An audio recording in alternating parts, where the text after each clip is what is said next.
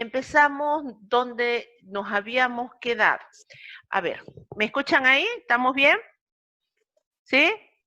Sí, Sí, doctora, se doctora. escucha Ya, bien. ya. Sí, doctora, sí, Gracias. muy bien. ¿Están despiertos? ¿No están durmiendo?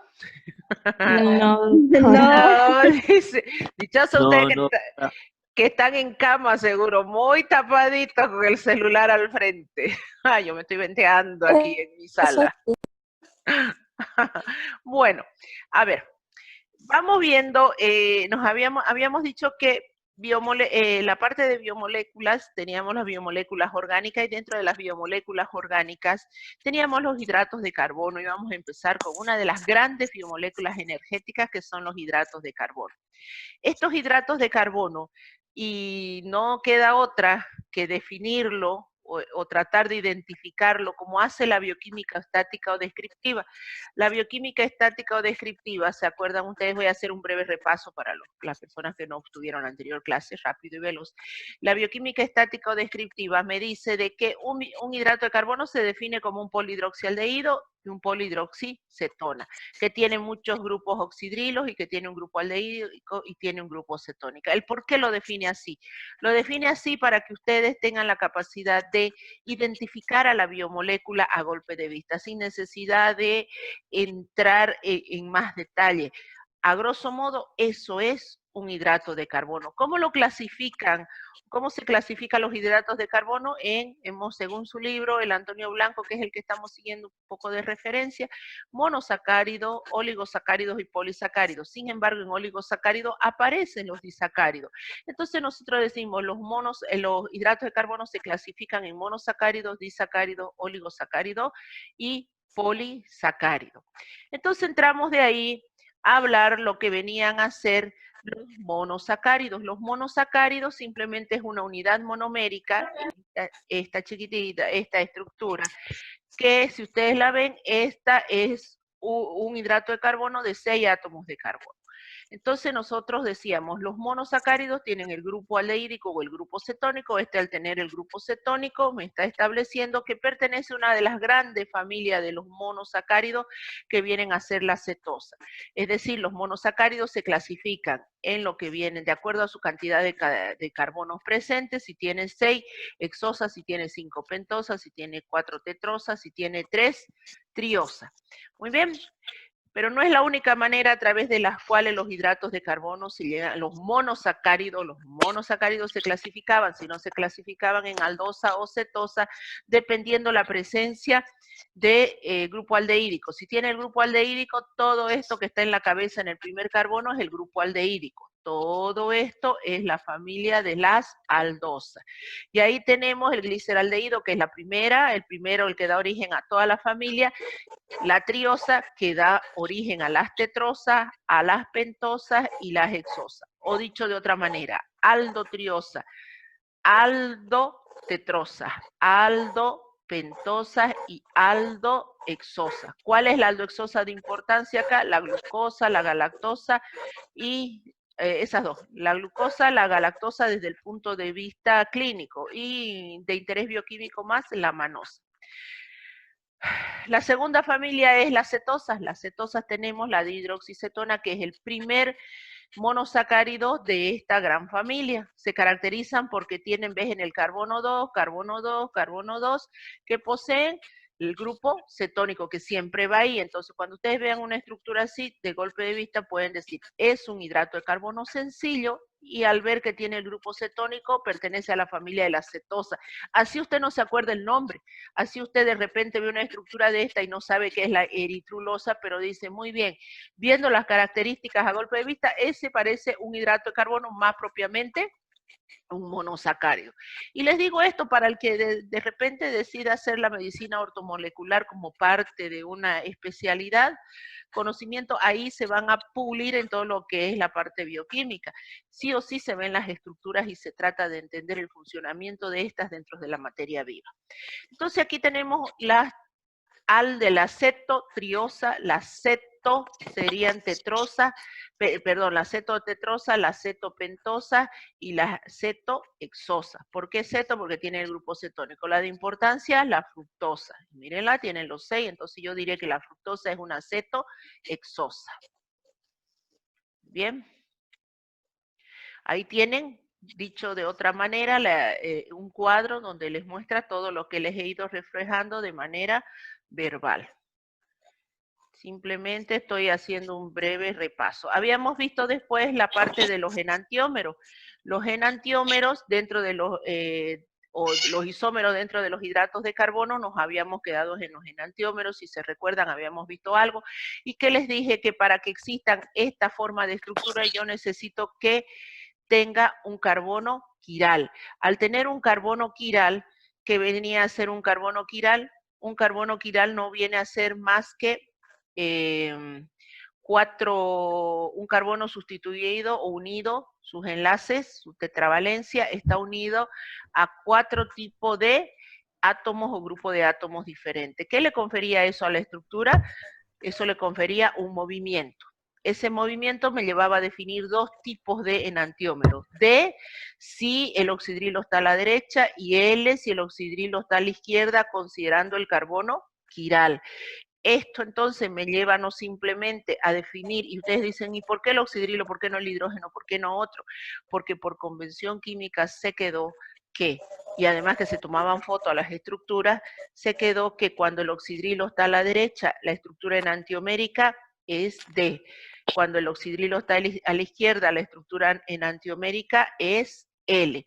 Aparte de eso, ¿qué más teníamos? Que este tipo de enantiómeros presentan una isomería óptica. ¿Qué se basa eso? La capacidad que tiene el hidrato de carbono en desviar un rayo de luz polarizada.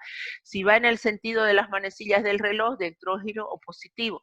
Si va en sentido contrario de las manecillas del reloj, levógiro o negativo. Entonces yo tendré una estructura enantiomérica, esta es tipo D, que puede ser positiva o negativa.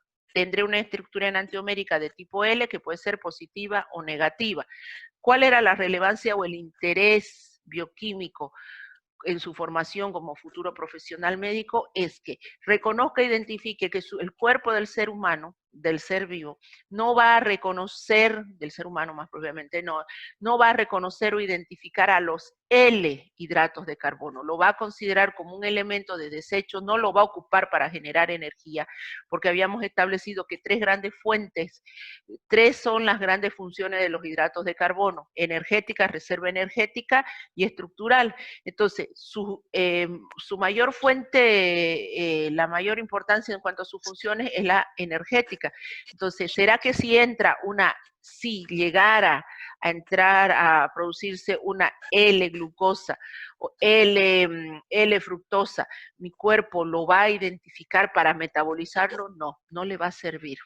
No le va a servir. Si por algún defecto genético resulta que atravesaran esas estructuras al torrente sanguíneo o que las atraviesan, mi cuerpo no las va a identificar para metabolizarlas y generar energía bajo la forma de ATP, definitivamente lo va a tomar como un elemento de desecho.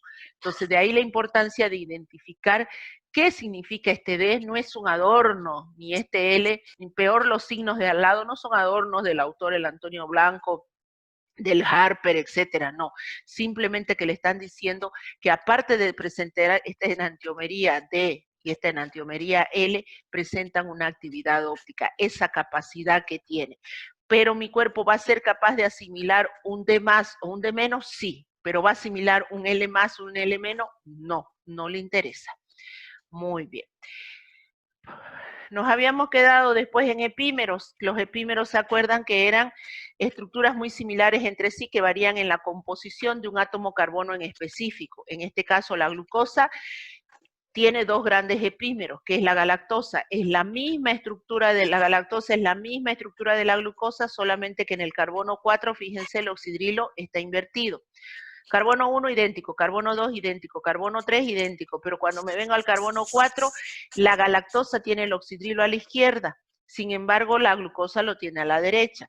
Por eso yo digo, la galactosa es un epímero de la glucosa en el carbono 4. Me voy a la manosa. La manosa, ¿qué puedo decir? Que la manosa es un epímero de la glucosa en el carbono 2, porque todos los demás es exactamente igual, a diferencia de que en el carbono 2 está el oxidrilo invertido.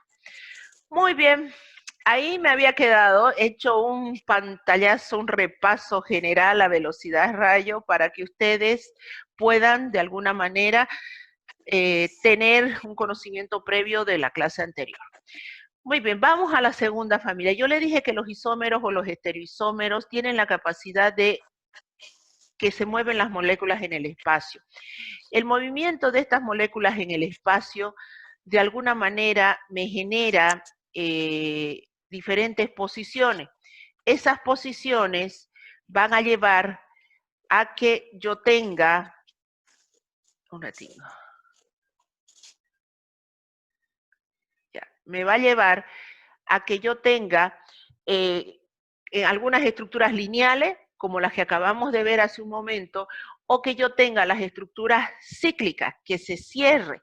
Entonces, para cerrar un hidrato de carbono, porque sí se da que yo en general, los hidratos de carbono nosotros no los tenemos lineales dentro de la materia viva, sino en forma de pirano o de furano. Entonces usted dice, ¿cómo se pueden cerrar esto? Estos se pueden cerrar a través de enlaces hemiacetálicos o enlace hemicetal. Entonces veamos qué significa esto. Dice, para proyectar la forma cíclica, la forma cerrada de los hidratos de carbono, por ejemplo, de una aldohexosa en su proyección de Howard, y usted dice, ¿qué significa eso de proyección de Howard? Es decir, cuando está en su forma lineal la glucosa se dice proyección de Fischer, cuando se cierra se habla de proyección de Howard. ¿Y por qué esos nombres? Pues en honor a los descubridores. Bueno, así como decimos ciclo de Krebs. ¿Y por qué se llama ciclo de Krebs? En honor a su descubridor. Constante de Mitchell. ¿Por qué se llama así? En honor a su descubridor. Bueno, aquí también las proyecciones estas llevan esos nombres en honor a quienes las descubrieron y las estudiaron. Entonces, para llevar una proyección lineal de Fischer a una proyección de Howard, de una aldohexosa, por ejemplo, que consiste, dice, en unir el carbono 1 al carbono 5 formando una estructura de pirano. Bueno, usted dice, ya hasta ahí ya me perdí. ¿En qué consiste esto? Entonces, miremos esta imagen para tratar de captar. Aquí yo tengo la glucosa. La glucosa tiene el grupo aldehídico. Al tener el grupo aldehídico, que es el carbono 1, y yo miro y digo 1, 2, 3, 4, 5, 6, que es la glucosa, primero partamos, es una hexosa. ¿Cuántos carbonos tiene? 6. ¿Qué grupo funcional tiene? El grupo aldehídico. Entonces, ¿qué es la glucosa? Una aldohexosa. Muy bien. Este grupo aldehídico se caracteriza por tener carbono unido a doble enlace con el oxígeno y el hidrógeno. Entonces, si yo cuento los enlaces que tiene el carbono, ¿cuántos presenta? 1, 2, 3, 4. La tetravalencia del carbono, no se olviden, un carbono no es pentavalente, no es hexavalente, sino es tetravalente, ni tampoco es trivalente ni divalente. Sí o sí hay que completar la tetravalencia. Pero yo tengo aquí que el carbono se unió a un oxígeno. Y hay algo muy característico desde el punto de vista químico. Así como es muy común la competencia entre seres humanos, los átomos pelean entre sí por los electrones. Entonces, y eso está en relación a su electronegatividad. Si ustedes van a la tabla periódica, van a encontrar que el carbono y el oxígeno están muy próximos entre sí, pero el oxígeno es más electronegativo que el carbono. Entonces nosotros agarramos y decimos, más electronegativo, ¿qué significa? Que va a tener la capacidad de atrapar electrones. Y eso es lo que hace aquí. Aquí hay 2 electrones y aquí hay otros 2 electrones. Entonces, ¿qué hace el oxígeno al ser más grande, voluminoso y electronegativo? Y este menos electronegativo le quita ese par de electrones que se va hacia arriba. Le quita, digo, pero si nosotros pudiéramos ver, es una nube electrónica. Generalmente nos enseñaron en colegio puntitos, los puntitos son los electrones o los redonditos, etcétera, etcétera, eso eran electrones. Pero si vamos a la realidad de la química orgánica, dice nubes de electrones. Entonces los electrones se representan como una nube magnética. ¿Qué es lo que sucede? Entonces esa nube se desplaza hacia el oxígeno. ¿Y qué me deja? A un carbono pobre y deficiente con 3 enlaces. Me dejaría 1, 2 y 3, porque este enlace desaparece y se va hacia el lado del oxígeno. En ninguna parte hay trivalencia del carbono. El carbono entonces siente la necesidad de cubrir ese cuarto enlace. Y aquí, en esta estructura, a lo más cerca que hay, es como cuando uno tiene hambre, de repente dice, ¿qué voy a comer? Usted no se va a la heladera de su vecino, se va a la heladera de su casa, ¿no? Y busca algo en su heladera. Ya si no tiene, pues va a donde la amiga, donde el vecino. En este caso, ¿qué hace el carbono? El carbono agarra y dice, tengo la necesidad de cubrir mi cuarto enlace. Mira lo que tiene a su alrededor. ¿Y qué es lo que tiene? Muchos oxidrilos. ¿Qué es el oxidrilo? Oxígeno, hidrógeno. ¿A quién ahí lo tiene? Al oxígeno. Otra vez el oxígeno tiene sobre sí electrones sueltos y le puede brindar la capacidad de formar la tetravalencia. Entonces la molécula se dobla, que es esto lo que representa. Esta flechita que va hacia el carbono no es más que el reflejo de que el oxígeno le dice, muy bien, estás deficiente de un enlace, yo te facilito un par de electrones. Pero ¿eso a qué le lleva? A que se forma un nuevo enlace, porque le está cediendo, está compartiendo el oxígeno con el carbono un par de electrones. Y se me forma este puentecito de oxígeno que ustedes ven ahí. Entonces yo tendré que este es el carbono 1, que viene a ser aquí, que estoy con el puntero para que lo traten de ver. Este carbono 1 es este. El oxígeno viene y se une, que es ese puente de oxígeno que aparece en esa posición. Y tengo el carbono 6 en eso. Entonces se me cicla la estructura y se cierra. ¿Cómo se llama ese enlace ahora? Se llama enlace hemiacetálico. ¿Por qué A? Porque viene de la unión con el grupo aldehído. Esta es una aldosa. Muy bien, y se me cierra el hidrato de carbono. Pero si yo la miro la estructura, cuando aparece de esta forma, se llama piranosa. Esa ciclación, ese por pasar de una estructura a una proyección de Fischer a una proyección de Howard. Las proyecciones de Howard pueden ser en forma de pirano o en forma de furano, que ya lo vamos a ver. En este caso se hizo forma de piranosa. Se le da la forma de se le dice piranosa por la terminación osa del hidrato de carbono. Muy bien, resulta que no es, hasta ahí estamos todo bien, dice ya se cerró la estructura, pero no es tan sencillo. El paso de lo lineal a lo cíclico tiene una regla memotécnica que ustedes no la van a ver, no la vamos a tocar con ustedes, porque ustedes no esquematizan las estructuras, no lo van a pasar de lineal a cíclico, pero sí tienen que saber que existen dos tipos de anómeros, un anómero alfa y un anómero beta. ¿Qué significa eso? Una vez que la estructura se cerró, yo tendré sobre el carbono anomérico. ¿Cuál va a ser el carbono anomérico? El que me dio lugar al enlace. En este caso, el carbono 1, donde está el grupo funcional. En el carbono 1, si el oxidrilo va en la posición hacia abajo, se dice alfa. Si en el carbono 1 el oxidrilo va hacia arriba, se dice que el anómero es beta. Entonces, ¿cuántas estructuras anoméricas presentan los hidratos de carbono? Dos, una alfa y una beta. ¿Qué significa alfa? Oxidrilo hacia abajo en el carbono anomérico. ¿Y qué significa beta? Oxidrilo hacia arriba en el carbono anomérico. Entonces yo tendré, por ejemplo, esta alfa, D, este D está en relación a este grupo de aquí arriba. Carbono, hidrógeno 2, oxígeno. Si este grupo está hacia arriba es D, si ese grupo está hacia abajo es L, pero no lo tomemos eso para ustedes, sépanlo. Sin embargo, por ahí cuando vean un L y dice, pero a nosotros nos mostraron, nos enseñaron con D. El L es simplemente que este grupo viene hacia abajo, nada más. O dicho de otra manera, el carbono 6. Entonces tengo alfa D, gluco, porque viene de la glucosa, piranosa, porque tiene la forma de pirano. Me voy a la segunda. Beta, ¿por qué? Porque en el carbono anomérico el oxidrilo está hacia arriba. D, porque el carbono 6 está hacia arriba, glucopiranosa. Entonces, esta es la representación de Howard o la estructura cíclica y los dos tipos de anómeros. Entonces usted me dirá, bueno, pero eso es en la familia de las aldosas y generalmente se presentan desde carbono 5 a carbono 6 estas estructuras cíclicas, porque un hidrato de carbono, de repente usted me dice, y un hidrato de carbono como el gliceraldehído, que tiene 3, va a formar estructuras cíclicas. A ver, respóndanse ustedes y piensen un ratito. ¿Será posible que un gliceraldehído que tiene 3 carbonos va a formar una estructura cíclica, va a poder formar una estructura de pirano como esta, con 3 átomos de carbono, solamente con 3, 1, 2, 3? ¿Va a poder formar? No va a poder formar. Y como les decía de ejemplo, es como que usted trate una tobillera, llevársela al cuello. No puede, le va a faltar lo mismo. Un gliceraldehído no puede formar una estructura grande de piranosa. Entonces, generalmente los 5 átomos de carbono sí pueden formar una estructura cíclica, los de 6 átomos de carbono sí pueden formar una estructura cíclica, hasta de 7, pero más allá de eso, menos de eso, imposible. Ahora ustedes me dirán, pero ¿y qué pasa con la cetosa?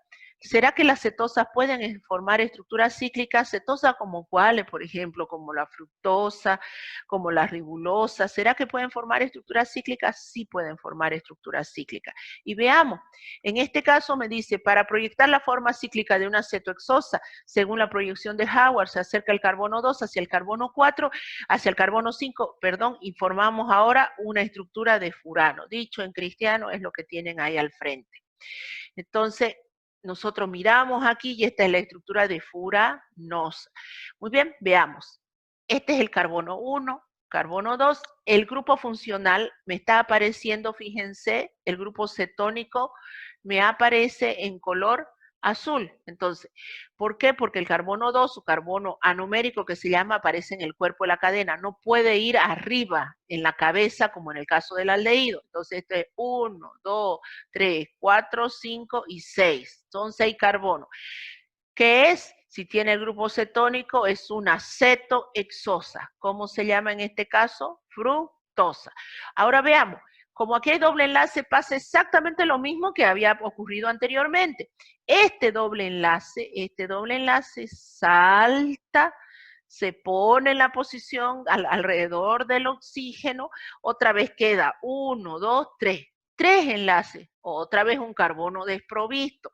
Busca alrededor saciar y formar su cuarto enlace y se encuentra con un oxidrilo que le oferta, porque está más lejito, es más fácil llegar ahí, en el carbono 5. Ahí nuevamente el oxígeno le da su par de electrones para completar su tetravalencia. ¿Y qué es lo que yo voy a tener? Que ahora se cierra, se cicla la estructura, pero miren la forma que tiene. ¿Ven que es diferente? Entonces, esta estructura se llama estructura furanosa. Entonces, o de furano. Entonces, yo tendré, ¿qué me queda? Carbono 1 es este de aquí arriba. La unión se da entre el carbono 2 y el carbono 5. Entonces, carbono 1, ¿cuál es el carbono anomérico, el que me está permitiendo el enlace? ¿Qué enlace se va a formar ahora? El otro era un enlace hemiacetálico, porque estaba entre el grupo aldehído y el oxidrilo. Ahora, este enlace, sin embargo, es un enlace hemicetálico. ¿Por qué hemicetálico? Porque ahora se está dando entre un grupo cetónico y lo que viene a ser el grupo oxidrilo. Y se me forma la estructura de furano. Ahora, vamos aquí, carbono, este es el carbono 1, este pedacito que está aquí, carbono 1, carbono 2, carbono 3, 4, el 5 que está aquí y el 6. Otra vez vemos la misma relación, que si en el carbono, ahora, ¿cuál va a ser el carbono anomérico? El carbono 2, porque el que está formando el enlace es el carbono 2, no es el carbono 1, como en el caso de la aldosa. Entonces, este es el carbono anomérico, este carbono 2. Si en el carbono 2 el oxidrilo está hacia abajo, se forma el anómero alfa. Entonces va a ser alfa D, ¿por qué D? Cuando esto está hacia arriba, el carbono 6 está hacia arriba. Alfa D, fructofuranosa. Fructosa porque viene fructo, porque viene de la fructosa, y furanosa porque toma esta estructura completamente diferente a la piranosa. Me voy a la siguiente estructura. La siguiente estructura, carbono 2, el oxidrilo hacia arriba. ¿Qué anómero va a ser? Beta. D, porque el carbono 6 está hacia arriba, fructofuranosa. Ven que ambas estructuras son idénticas, solamente en qué está variando, en la posición del oxidrilo en el carbono anomérico. Entonces, carbono anomérico 2 y carbono anomérico 2, alfa y beta. ¿Cuál es la relevancia o la importancia? Miren que hay otro tipo de estructuras cíclicas. ¿Se acuerdan que les decía que se podía formar con una pentosa? La ribosa. ¿La ribosa qué viene a ser? La ribosa viene a ser una... ¿Qué viene a ser la ribosa? Una aldohexosa, una aldopentosa, una cetohexosa, una cetopentosa. ¿Qué creen que viene a ser? A ver, piensen y respóndanse ustedes y yo les voy a dar las respuestas. Si ustedes ven esta estructura, la ribosa viene a ser, ¿qué viene a ser? Una aldopentosa. La ribosa es una aldopentosa que tiene como grupo funcional a la aldosa. esta aldopentosa se cicla, y miren ustedes, este es el anómero, como es una aldosa, en el carbono 1 es el carbono anomérico. Este sería, si yo le voy a dar su nombre químico, sería una beta, porque el oxidrilo está hacia arriba, beta de ribofuranosa. Mírenla la estructura. ¿Dónde va a aparecer esta ribosa? En la estructura cuando lleguemos a ácidos nucleicos. Yo directamente les voy a mostrar y les voy a decir, esta ribosa se une en su carbono 6 al grupo fosfato y así sucesivamente y forma lo que es el ARN. Sin embargo, cuando hablamos del ADN, es la misma estructura, solamente que quiero que la observen y me digan dónde está la diferencia entre esta ribosa y esta 2-desoxirribosa. Mírenla un ratito y fíjense que a pesar que la mayoría de los átomos y grupos de átomos están en la misma posición, los dos son furanosa, sin embargo, en el carbono 2, ¿qué es lo que sucede? ¿Cuál es el carbono 2? Y este es el 1, este es el 2, este es el 3, el 4 que formó el enlace y este es el 5, porque son aldopentosas. En el carbono 2 no hay oxígeno. De ahí su nombre, 2-desoxirribosa. ¿Qué le dicen? El carbono 2 se perdió el oxígeno.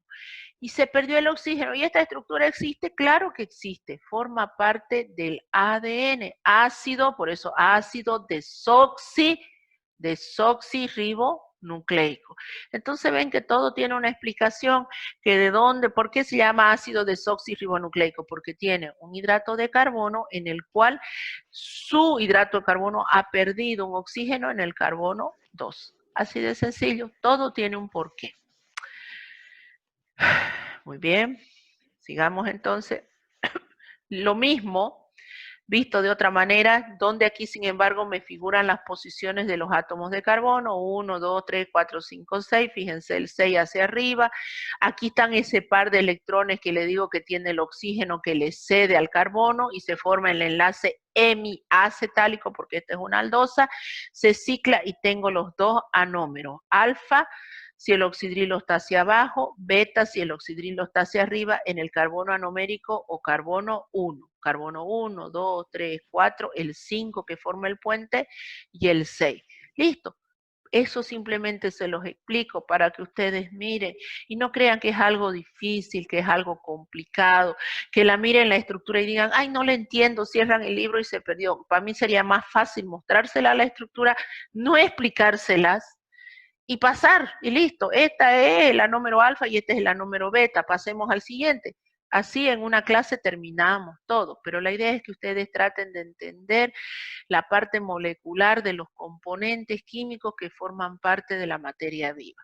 Entonces tenemos que una estructura cíclica de los monosacáridos, carbonos anoméricos 1 y 2, por eso hice más conocidos como carbonos anoméricos, es simplemente forma alfa hacia abajo, forma beta, oxidrilo hacia arriba. Y vamos a ver la importancia y relevancia de esto dentro de un momento cuando lleguemos a los enlaces glicosídicos, para que entiendan el por qué tanto estoy redundando en esto.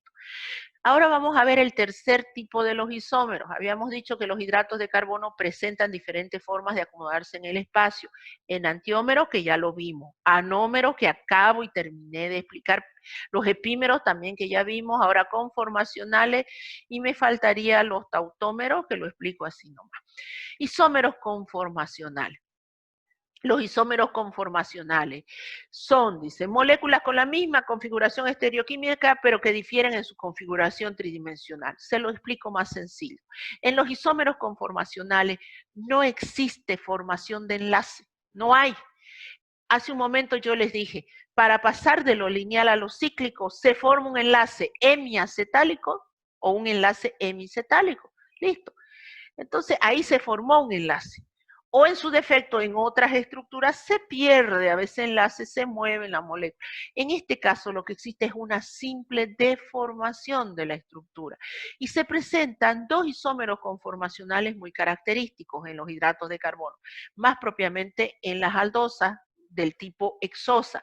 Llamamos la forma silla o la forma bote. Ahí está. Esas estructuras que ustedes ven al frente en su proyección son la glucosa. Y hasta ahí usted dice, bueno, hasta hace un momento, hasta la clase anterior, una glucosa me la presentó de forma lineal. Después, hoy a menos de media hora ya me la cerró, me hizo una estructura cíclica. Y ahora me presenta otra estructura en forma de silla y en forma de bote. ¿Cómo entonces existe la glucosa? ¿Cuál de esas es realmente como existe? Miren ustedes que cuando la glucosa va a pasar al torrente sanguíneo, producto de una alimentación rica en un polisacárido, llámese papa, llámese almidón, llámese, perdón, yuca, arroz que usted haya comido, cuando se rompen esas estructuras y llegan a las microvellosidades del intestino y tiene que atravesar la glucosa y pasar a su torrente sanguíneo para que vaya a su célula y le dé la energía y las células puedan vivir y por ende usted pueda vivir, resulta que tiene que tener esta conformación. Sí o sí tiene que tener esta conformación de silla, si no, no atraviesa. Y eso se lo puede mencionar su libro de fisiología. Y le dice, para que las microvellosidades del intestino absorban una glucosa, tiene que estar en su conformación silla. Y le habla más de los enlaces estos que se llaman ecuatoriales y axiales, que eso no lo vamos a ver, que son hilados químicos más finos. Pero créanme que tiene que estar bajo esta conformación y ni siquiera esta. Y usted dice, pero ¿cómo la molécula se vuelve así? Paso a la proyección anterior, a ver si puedo.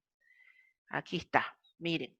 Hagan de cuenta que ustedes tienen a esta glucosa y si pudieran colocar su índice derecho en el carbono 2, su índice izquierdo en el carbono 5, es decir, algo así, carbono 5 y carbono 2, y la estiran la molécula, la estiran, solamente la estiran, no hacen, no la rompen, no la doblan, no rompen un enlace, no forman un enlace, solo ponen su dedo en el carbono 5, el otro dedo en el carbono 2 y estiran la molécula, obtienen una molécula deformada que se convierte en esto. ¿Ven? Carbono 5 hacia arriba, carbono 2 hacia abajo y tienen la famosa estructura de silla. Así de sencillo. Y usted dice, pero ¿y en el cuerpo? ¿Quién las estira? El medio interno, las condiciones de presión, de temperatura, favorecen de que la molécula se acomode de esa forma y ni siquiera se acomode de esta. ¿Por qué? Hay una respuesta química muy clara que dice, la forma silla es mucho más estable que la forma bote por el impedimento estérico. Entonces usted dice, ¿qué es impedimento estérico? El impedimento estérico es la incomodidad que tienen los átomos grandes y voluminosos de ocupar o de tratar de ocupar un espacio muy próximo entre sí. El ejemplo que les daba es que de repente usted va al cine y ve 3 personas bien gorditas sentadas una al lado del otro y los tiene delante. ¿Qué es lo que va a ver? La incomodidad de los 3, que se incomodan porque son bastante gordos y no pueden ni poner el brazo, o uno pone el brazo en la posadera o otro, y están ahí peleándose por el espacio. Entonces usted ve a esas 3 personas bien gorditas delante y dice, esos serían como 3 átomos grandes y gordos, y dice, ahí hay un impedimento estérico, están peleando un espacio. Entonces veamos en la molécula. Miren el impedimento estérico aquí, ¿quién lo está ocasionando? El oxígeno. 1 oxígeno, 2 y 3. Estos 3 son 3 átomos grandes, gordos y encima electronegativo. Hagan de cuenta 3 personas grandes, gordas y encima de mal carácter, que entre los 3 se están peleando. Lo mejor es sentarlo uno lo más lejos del otro. Eso es lo que ocurre en las moléculas, exactamente lo mismo. Aquí no pueden coexistir, existen por momentos, se molestan. Hay el impedimento estérico, los 3 electronegativos, entonces se apartan y yo tengo la forma silla. Por eso es más estable la forma silla que la forma de bote. Esos son los isómeros conformacionales y así llega al torrente sanguíneo. Muy bien, veamos entonces. Antes que me olvide, me faltaba un tipo de isómeros, que son los tautómeros que se los comento. Los tautómeros quiere decir aquellas estructuras como la aldosa y la cetosa. Yo una aldosa puedo convertir en cetosa y una cetosa la puedo convertir en aldosa. Dicho de otra forma, el gliceraldehído es una aldotriosa esta aldotriosa se puede convertir en cetotriosa.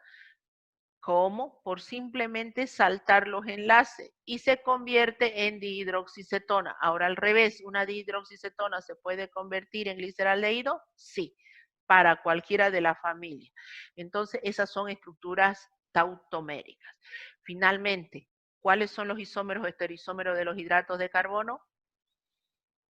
Enantiómeros, epímeros, anómeros, isómeros conformacionales y tautómeros. Les expliqué 5 isómeros y les he ido explicando la importancia bioquímica relacionada al por qué tienen que saber esos puntos.